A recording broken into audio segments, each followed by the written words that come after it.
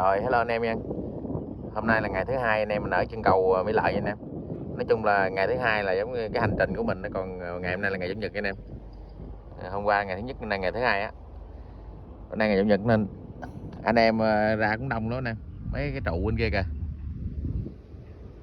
Mấy trụ trong mấy bờ bên phía Gò Công, rồi cái trụ bên phía Long An của mình đó, rồi anh em ra cũng nhiều nữa nè. Hai anh em mình ra cần cũng đang câu cá chè anh em ơi, mà nước nó hơi đục anh em. Chung cá chè thì nước đục nó cũng không được thuận lợi lắm, đục thì nó cũng không có thấy đường á. Hai anh em ngồi chèo quẻo nè.